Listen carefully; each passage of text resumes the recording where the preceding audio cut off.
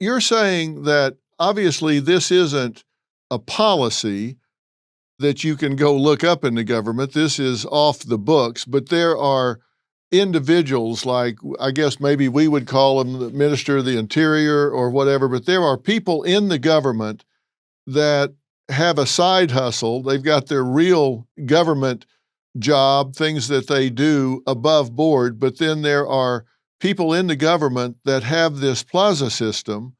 They are leasing out areas of Mexican territory where these cartels pay a fee and they can operate with impunity within that area to move a certain volume of people or drugs, and they get no hassle from the government.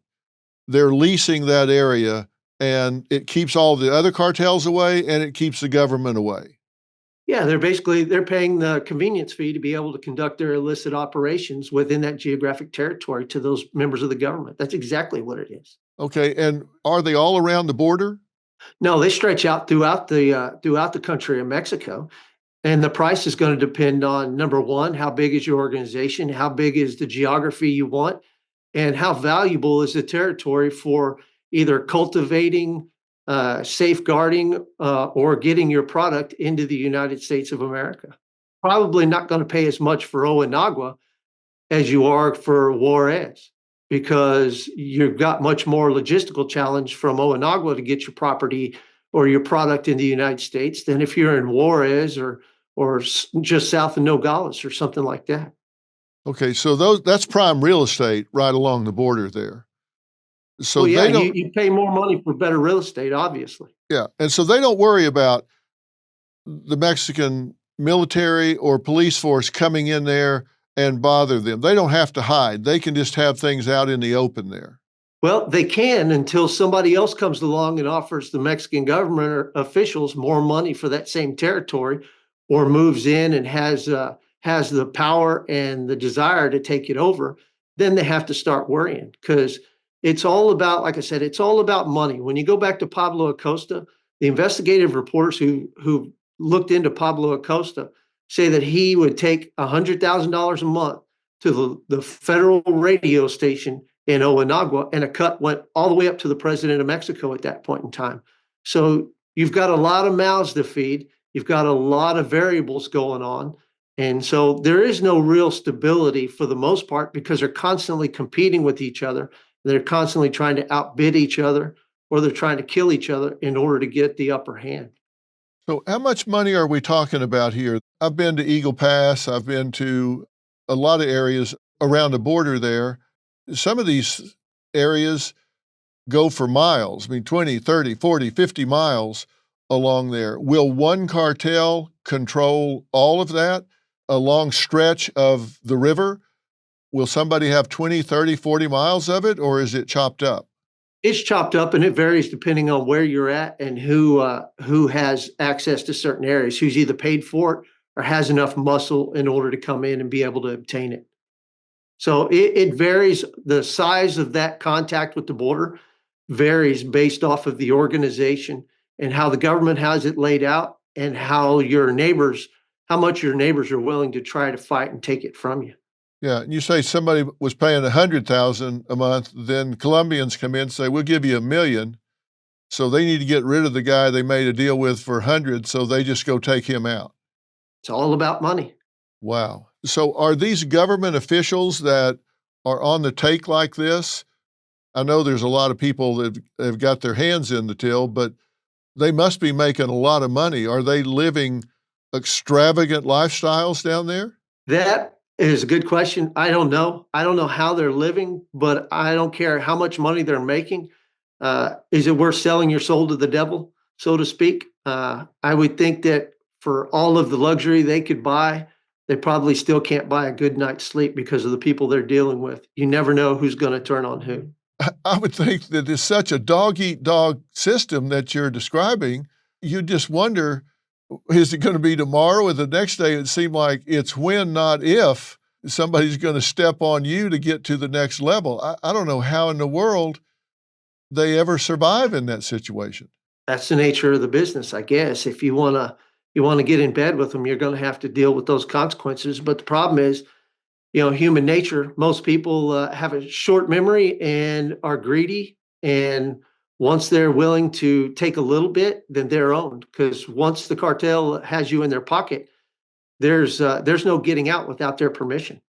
And so it's just the nature of the business down there. How much of this is bleeding across the border in terms of corruption on the American side? I guarantee you it's happening. We have discussions with some of our friends along the border, and it's a problem that law enforcement along the border faces on a regular basis.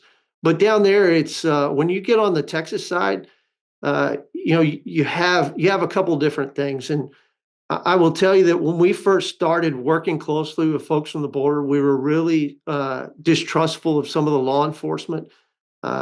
You have to know who to trust and who you can't. But I will tell you that one of the things that really opened my eyes was we were having a meeting in Kingsville, and one of the officers from the Rio Grande Valley came up and said, "Hey, listen, I know you don't trust us. I understand." They said, "But let me explain to you how it works where we're at." The guy tells me, "I work for a small police department." He said, "I have a cartel person assigned to follow me every day when I'm working, so they know what I'm doing. I have one that's assigned to follow me every day when I'm off, so they know where I go. They know where my family is. They know where my kids go to school." And he said, "While you may think that we're all corrupt," he said, "look at it this way. Imagine yourself walking out of your house, getting ready to go to work, and your patrol car is in the driveway. And when you go to get in your patrol car, there's a manila envelope underneath the windshield wiper."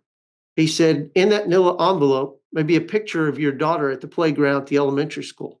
And all it says is, don't work Highway 281 between 9 a.m. and 11 a.m. today." And he said, "That's it."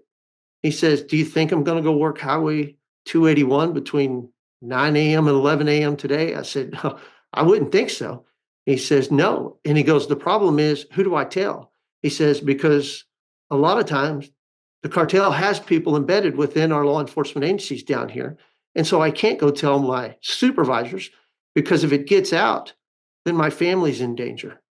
And he says, so that's kind of the life that those poor people are living down in the valley and along in the border towns, is the vast intimidation. Now, are there cases of bribery?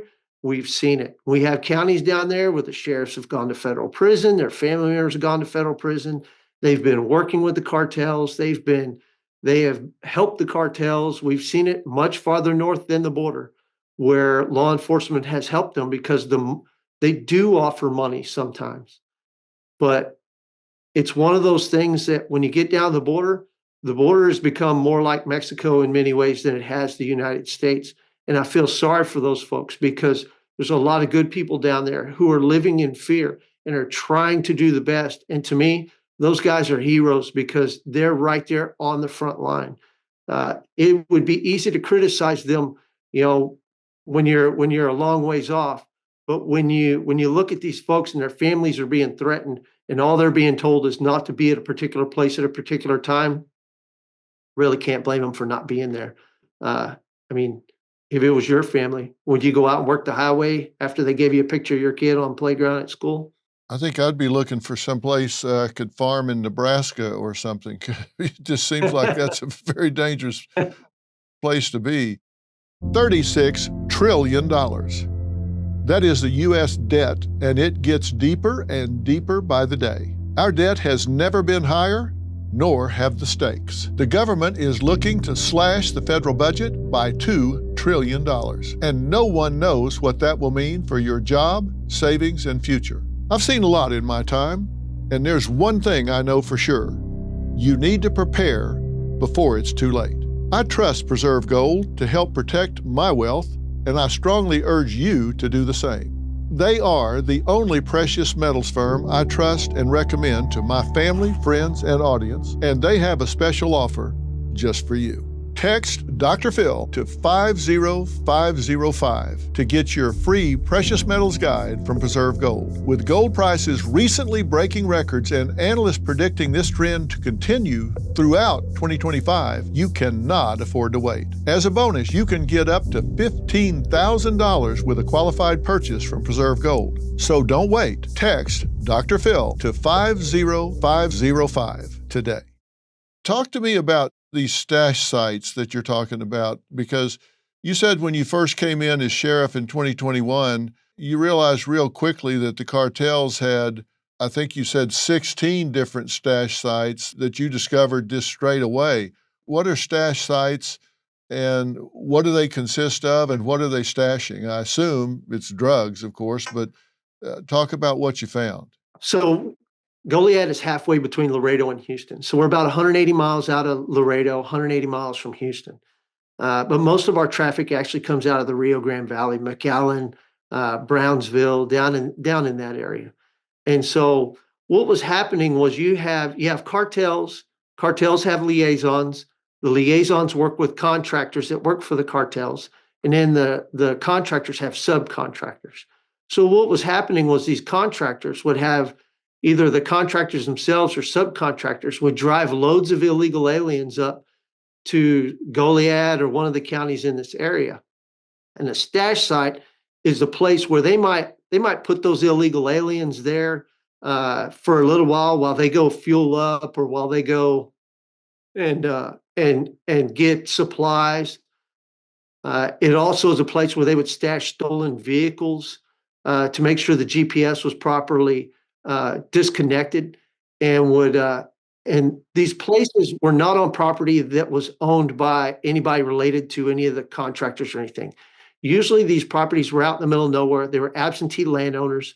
They had scouts find them for them, and they would stash these people. So in our area, especially in 2021, they were bringing up these illegals. They would put them on the stash site. The driver would leave. The illegals would stay on this property that didn't belong to anybody associated with the activity. And then somebody from the Houston area would come down to that location, pick them up, and then take them on the journey to Houston. And so that's really what most of our stash sites were.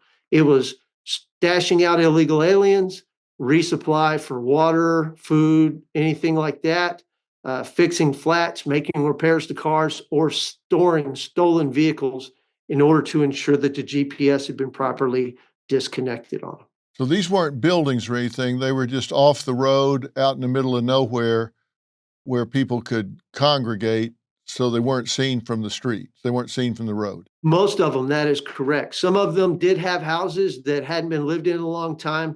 And the cartel contractors do utilize houses in smaller communities as stash sites, and we're aware of that.